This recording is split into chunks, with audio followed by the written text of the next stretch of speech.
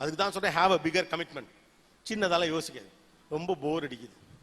First பர்த்டேக்கு மாசம் சம்பளம் வாங்கி அம்மா அப்பா 2 பேருக்கும் வேட்டியும் ஒரு பட்டு புடவையும் வாங்க வேண்டும். இந்த மாதிரி மொக்கையெல்லாம் கனவு காணாது. இதெல்லாம் நான் 20 வருஷம் முன்னால டிகிரி படிக்கிறப்ப நான் கண்ட கனவு.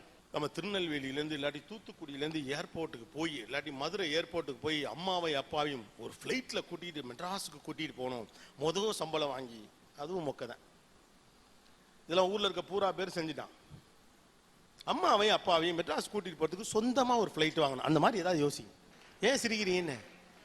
இப்படி வியர்டாக யோசிச்சோம்தான் ஏன் ஜெயிச்சிருக்கான். நம்ம எல்லாரும் கனவுல கூட கண்ட்ரோல்டாக இருக்குன்னு பார்க்குறோம். இளமையின் அற்புதமே அதுதான். இதெல்லாம் பேராசன்னு சொல்லி உங்களை ஏமாத்தி வச்சிருக்காங்க. என்னத்துக்கு நேரம் நடக்கூடாது? ஏன் விருதுநகர்ல சாதாரண குடும்பத்தில் பிறந்த ஒரு அம்மா அப்பாவை சொந்த விமானத்தில் ஒரு பிள்ளை கூட்டு போக முடியாது? அதை விருதுநகர்காரன் சொல்லாமையா? உலகத்தின் மிகப்பெரிய தொழில்நுட்ப அறிவை மூளையிலேயே தேக்கி வைத்திருக்கிற பூமி இந்த பூமி, தெரியுமா இல்லையா? இந்தியாவுடைய பிக்கஸ்ட் பிசினஸ் பிரெயின்ஸ் எல்லாம் இங்கே தான் வந்திருக்கு. அப்புறம் இந்தியாவுடைய பெரிய பணக்காரங்க பாதி பேர் எந்த ஊருக்காரங்க அது தெரியுமில்ல உங்களுக்கு? ரைட்டு தானே? அப்புறம் எப்படி முடியாது நீங்க நினைக்கிறீங்க? யாருக்கோ ஒருவருக்கு தான் அது வாய்க்கும் என்று நீங்களாக நினைக்கிறீர்கள். கிடையாது.